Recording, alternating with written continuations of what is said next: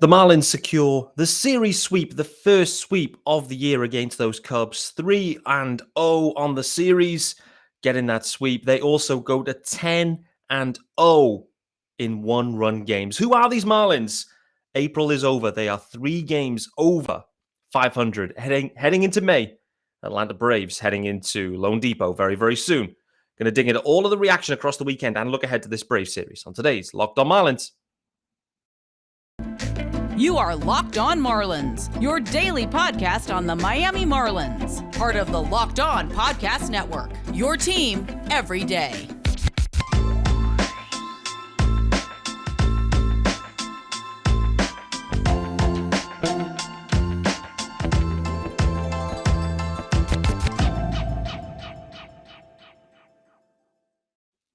Greetings from England and welcome to Locked On Marlins. This, of course, is your daily Marlins podcast, and I'm your host, Peter Pratt. Hit me up on Twitter at @MiamiMarlins_UK. If you are listening to the pod, hit subscribe also. Don't forget this pod is free and available everywhere. Of course, it's your team every day. There is a YouTube channel, and we are trending there, baby. Thanks for everyone that hit the subscribe button this morning. I put it out there that we're just approaching 600 subscribers, which feels like huge progress. Didn't start, I don't know, it was probably June last year. I don't know, somewhere in that kind of range. So we're just under a year in, 600 subs, and had a few more this morning. A little Twitter boost, I guess. So thanks, everyone. We continue to trend on that one. Hope everyone's enjoying the content. You got to be enjoying these Miami Marlins. Boy, oh boy, this has been a fun ride. You know, almost a historic start with this 10-0 in one-run games. It's just the absolute opposite from last year. So funny. But also, the Marlins right now have the best hitter in the game. And Luis Arraez, for me, is by far the best hitter I've ever seen. I've never felt as confident watching a hitter, particularly with a runner in scoring position, which was what we saw yesterday. You know, it was runners on, runner on third. Can Arraez get him across? Of course he can. And I've got to be honest, I was just sitting there going, this is a foregone conclusion. Arraez is going to do it, and he did. One of the deepest sac flies I've ever seen. And he gets it done. Luis Arraez, hit leader, average leader. And the OPS is right up there too. He's absolutely delivering. It's not just like fluky, low power single. The thing is with Arraez, and the other thing too, his eye. It's absolutely Lewis. He barely swings and misses. He barely does. He barely strikes out. 5 strikeouts all year. It's insane. Brian De La Cruz had 5 strikeouts in one game. That's just the difference here. We're talking about a phenomenal hitter that can hit it anywhere. Anywhere. Pull side, oppo knockos. He can do it. Defense has been sexy too. Eye is immense. He doesn't swing junk. No. He's phenomenal. Phenomenal hitter. And listen, if Arraez keeps at this pace, which is going to be hard to do, but I don't doubt it, if Arraez keeps at this pace, this is MVP level production. Like, Arraez is doing things that not many people, if anyone, has ever done before in many cases. So what a start to his Marlins career. Kind of jumped into Arraez there, unplanned. I'm that pumped about him. Early on in this week, we're going to hand out some awards, and we're going to have this carrying through for all the rest of the season. So there's going to be the April awards. We got Stick of the Month. I think we know who that might be. Stick of the Month team is Luis Arraez. Probably going to give that one out pretty quickly. Arm of the Month. It's up for debate, to be honest with you. There's a few candidates in there. AJ Puck, I would say, has definitely flashed. So did Dylan Floro as well at certain times. So did Andrew Nardi. The bullpen was really flashing as a collective. From a rotation perspective, Jesus Luzardo's been very nice. Braxton Garrett, very nice. So there's some things to talk about there.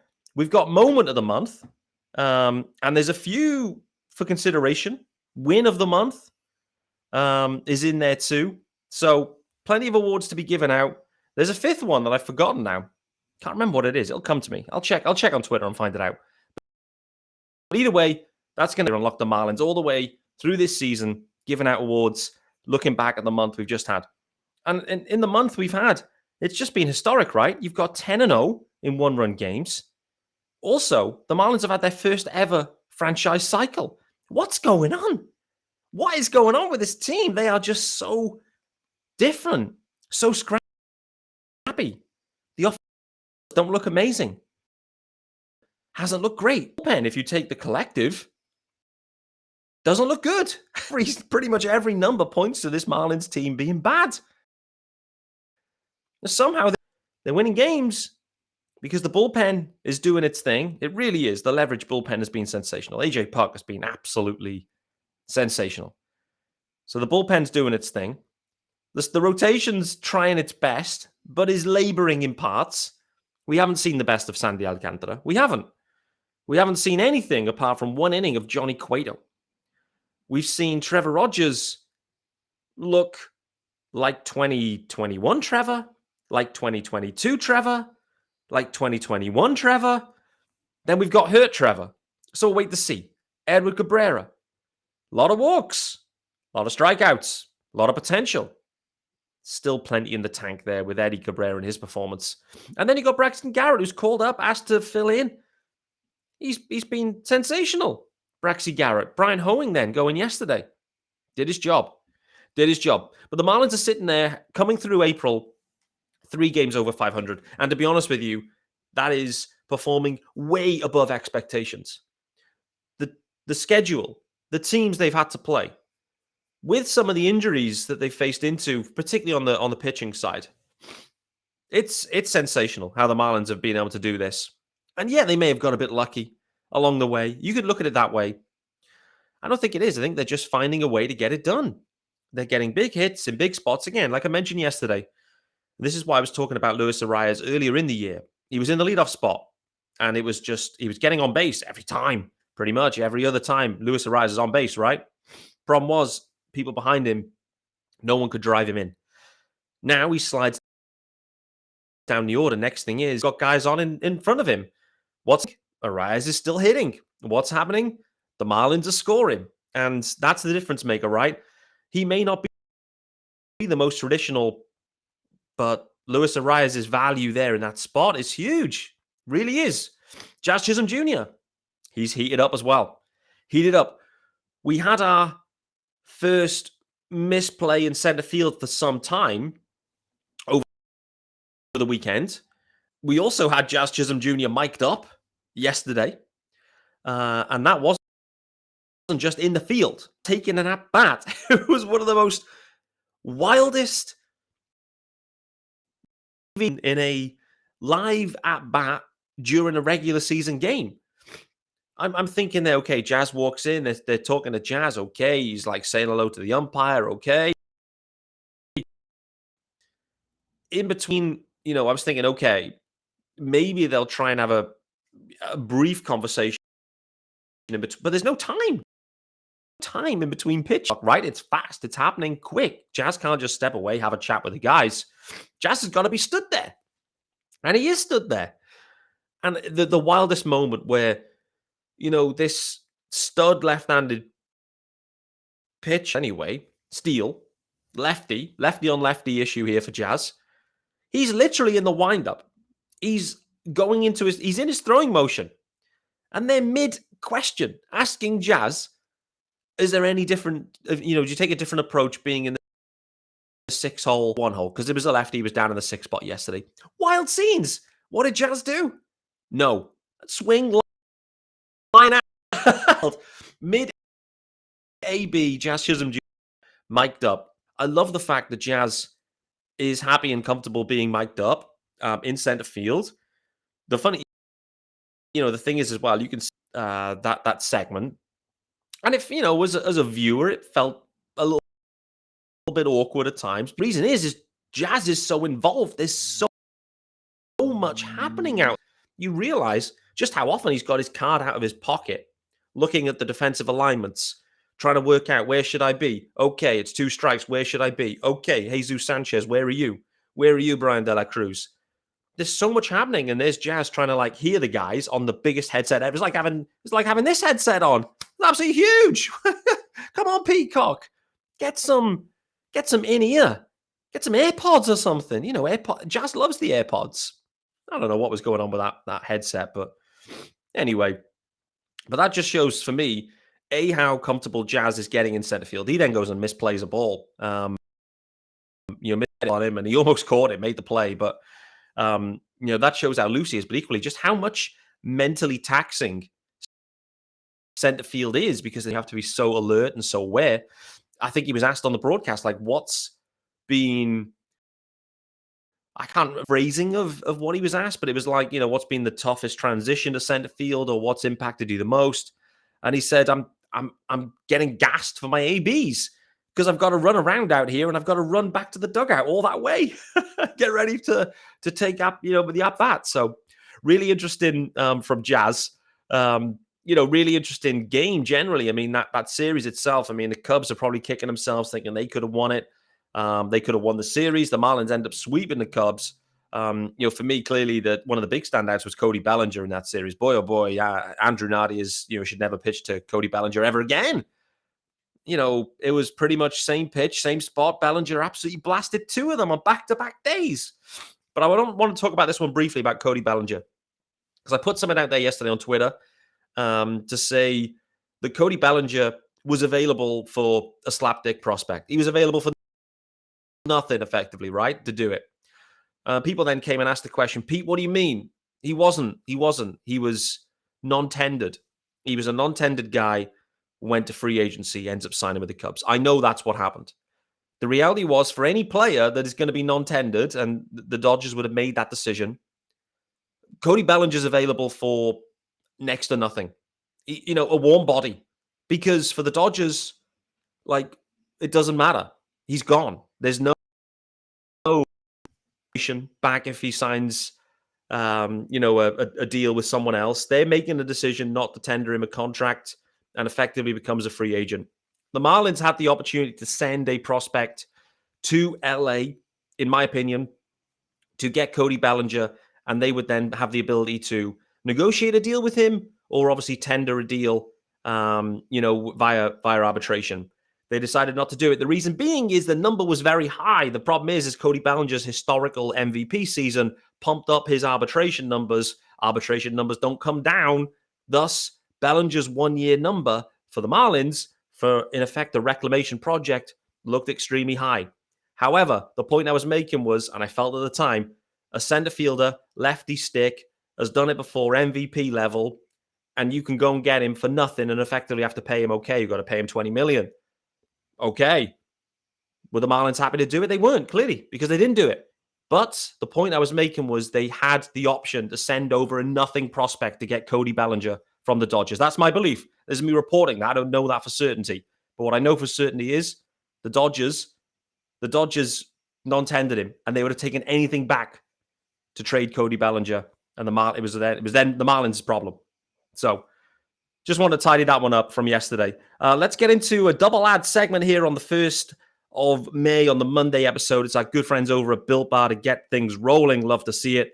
And if you're looking for a delicious snack but don't want all the sugar and calories, then you need the best tasting protein bar ever. You got to try these Builts.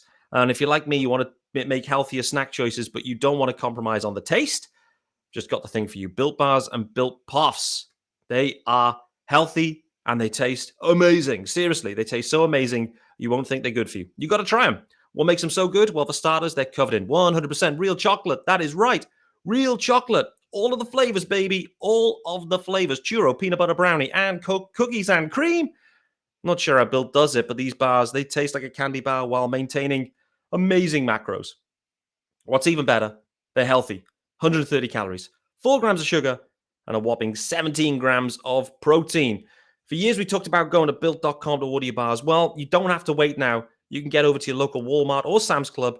You can still get your specialty flavors at Built.com, of course. But head over to Walmart today, walk to the pharmacy section, grab yourself a box of Built Bars, pick up a 4-bar box, cookies and cream, double chocolate, or coconut puff. It's my favorite, of course.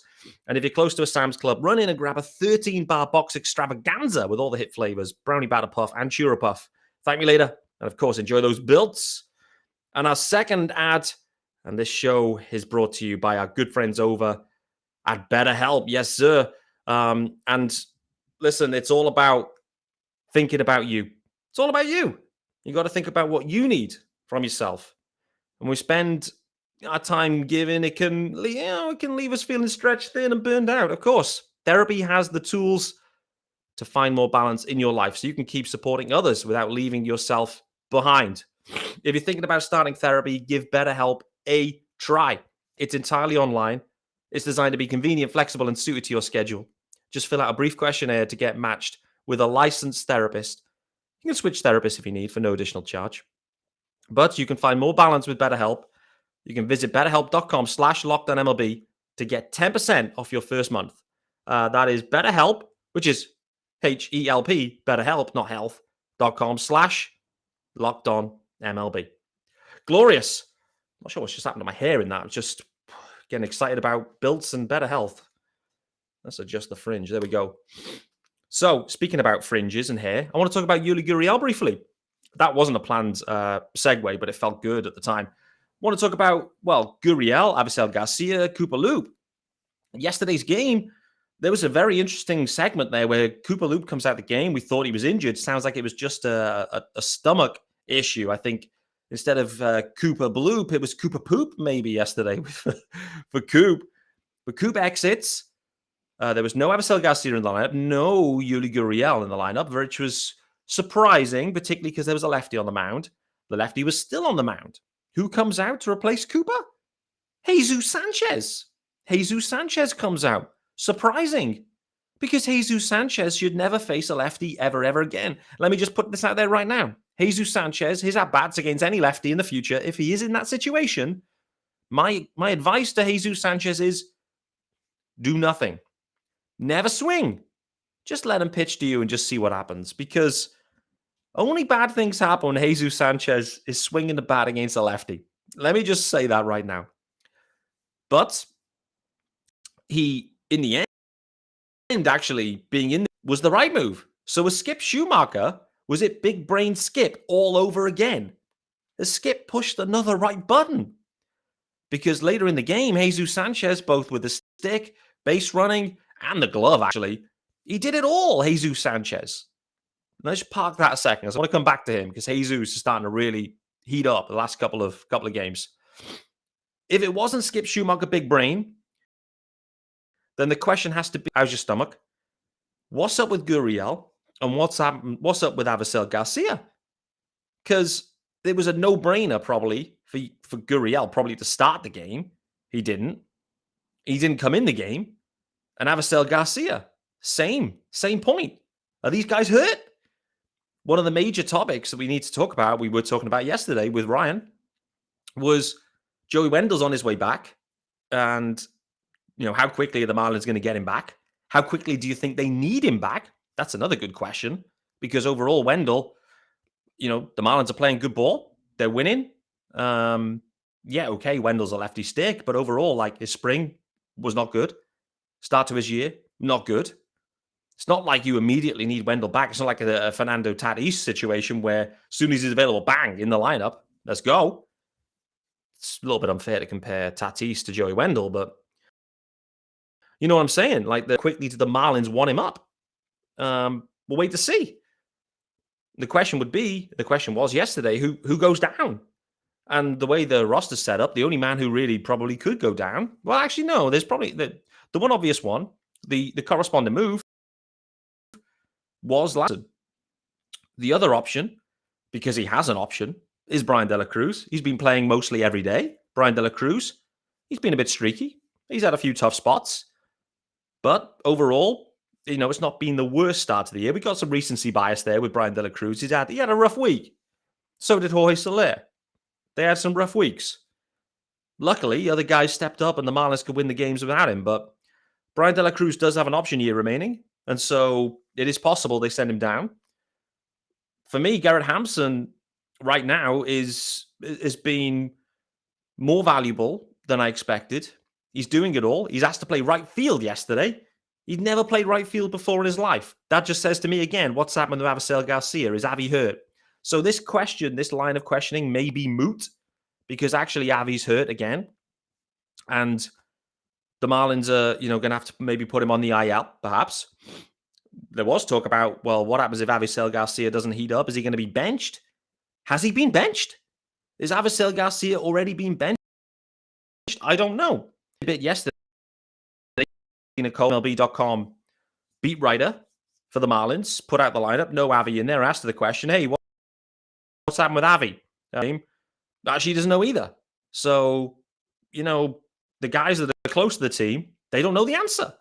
They don't know what's going on with Avi. I've seen nothing about it from anyone. But Avisail Garcia, it's just a weird situation not to see him start in the game and enter the game. So he's either hurt or he's benched. One of the two. Don't know. Wait to see on that one. Wait to see. I hope he isn't, because it feels like Avi had been heating up. Finally, a couple of home runs. He's starting to maybe find his groove. An RBI in another game. It felt like Avi maybe was starting to heat up. Next thing is, out the line for a couple of days. Is he hurt? Probably. Be surprised if he was fully bench at this point.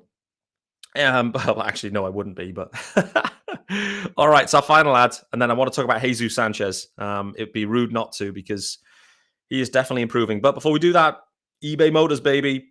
Teal graphics from eBay Motors. The Marlins don't lose in teal, and it sounds like eBay Motors don't lose in teal. Well, unless if you are watching the show, you can see the graphics. Unless you're outside of the US, then you are losing with eBay Motors. But only kidding. But for a championship team, it's all about making sure every player is a perfect fit. It's the same when it comes to your vehicle. Every part needs to fit just right. So the next time you need parts and accessories, head to eBay Motors with eBay Guaranteed Fit. You can be sure every part you need fits right the first time around. Just add your ride to my garage and look for the green check fit or your money back, because just like in sports, confidence is the name of the game. And when you shop on eBay Motors, and with over 122 million parts to choose from, you'll be back in the game in no time. After all, it's easy to bring home a win when the right parts are guaranteed. That sounds like a Luis Arraez at bat right there. Anyway, get the right parts, the right fit, and the right prices on ebaymotors.com. Let's ride, Mike B style. eBay Guaranteed Fit, only available to US customers. Eligible items only. Exclusions apply. Great graphics, though. I love it that they're the teal graphics. And the Marlins got another win in the teal over the weekend on Friday. Love to see it. Jesus Sanchez, though, guys, it's fair to say it felt like he was walking a serious tightrope with Marlins, and it was approaching. It was eject the seat situation. It felt like it. With Peyton Burdick going bananas and Jesus Sanchez doing what he was doing. He had opportunity as well. It just felt like the writing was on the wall. All of a sudden, Jesus Sanchez has just fully bounced back. He's fully bounced back. He made an amazing play in right field yesterday when he came into the game. He had an opposite field hit, and that's Jesus Sanchez. What we have seen more of this year is he's willing to go the other way. High in the zone fastballs. He's happy to go the other way, and we saw it. And we then see the base running prowess as well. So Jesus had an amazing, he came into the game late, but he had a big impact. And that's what the Marlins need. They need to see that from Jesus Sanchez, and they are seeing it, and he's buying himself some more time. And we all know it's there. We've just seen Ronald Acuna Jr. today just hit one nearly 450 feet. And I jokingly said, but I wasn't joking, saying that's Jesus Sanchez territory. And that is true. Jesus Sanchez, the power that's, it's like top 1% in Major League Baseball, Jesus Sanchez. It is. It truly is. What he can do to baseballs, not many other people can do in today's game. Defensively, he's always, he's been willing. We've spoken about it plenty. But in the corners, yesterday, he looked great. Looked great. Made a big play, big glove, just when was needed. Not sure how it all plays out for Jesus Sanchez, but the fact that he is a lefty stick, the fact that he's league minimum, the fact that he has shown these flashes, he's had a long leash, and the leash continues. And it's a long old season. And let's be totally honest, there's not a ton of depth knocking around in AAA. And no people are talking about Peyton Burdick rightly so. Peyton Burdick's having a decent start to the year. But, let's be honest, AAA is not the major league level. It is not. I don't care what the numbers say, to be honest with you. Like, the difference in pitching standard is so stark that it's uncomparable, to be honest with you. So who knows how it plays out with Jesus Sanchez? But I'm more optimistic than I have been in a long time with Jesus. And we've seen the power happen, but we're seeing the type of contact that we haven't seen before or for a very, very long time. We've seen the concentration happening in the outfield, and we've seen some base running. He's piecing it together, and the Marlins need him to, because they need to lean on him. Because Garrett Hampson, for all his benefits, we can't have him out in right field. It's just, that's not going to be sustainable. You wouldn't think. I like it. And actually what we have seen is Garrett Hampson spent a lot of time at shortstop. Since he's been up, like Birdie kind of started there. And then Hampson's kind of transitioned into shortstop. Like, it wouldn't shock me if, Hampson gets a lot more starts and, they continue with Garrett Hampson there at shortstop. They seem to like him. Who knows? Who knows? It's an off day today. And so some of these questions, some of these thoughts we're having, it's not going to become clear maybe until tomorrow. If he is hurt, he's missed the last 2 games. It's going to be the last 3 days without playing. It could be an IL stint. Does Wendle come back up? Maybe. And that's maybe the corresponding move with Avi. Who knows? What's up with Gurriel? It is Cooper Loop, okay. But overall, you got to look at this Braves series, though, guys. The Marlins are starting in May, and they're home to the Braves. The Braves right now are playing a doubleheader in New York. They are in New York. It's been raining in New York for days. They're playing a doubleheader right now in New York. It's going to be a late getaway. It's a close game. I mean, it was 9-7 when I last looked. What's it saying right now? 9-8. Oh, it finished 9-8. Boy, oh boy, the Mets run. Okay, so the Braves take it. But next game, I think maybe they're going bullpen day, the Braves. Let's have a look here. This is on the fly reporting here from Peter Pratt. This is what you guys tune in for, right? Let's see what they're doing in game 2. Does it say? Yeah, they're going Charlie Morton. Okay, so Morton's going. But the Braves are going to be tired. Maybe a touch out of practice, maybe missing a few days. But they're going to be getting into Miami pretty late. And their task is going to be Sandy Alcantara on Tuesday. Bryce Elder, Sandy Alcantara. Tuesday. The Wednesday game, Kyle Wright, Braxy Garrett. And then the premier matchup, UK friendly. Thursday, Max Fried, Jesus Luzardo. 2 lefty studs going at it. Listen, the Braves that series 3-1 the last time we saw them, and they deserved it. They outplayed the Marlins in that one. The last 2 games of that series went the opposite way to how they probably should have done by the probabilities, but overall, the Braves outplayed the Marlins. They definitely did.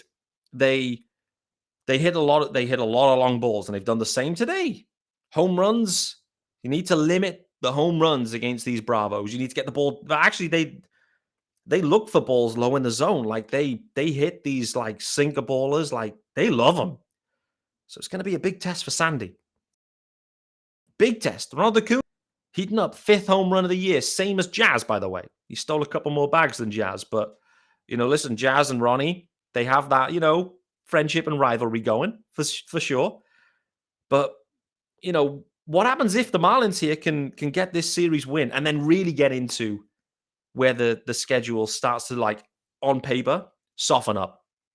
And if the Marlins can actually play well, stay healthy and play well through May, there's a chance this team could be like 8 times over 500 heading into June.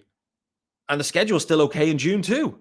So this is a huge month for the Marlins. It's absolutely huge.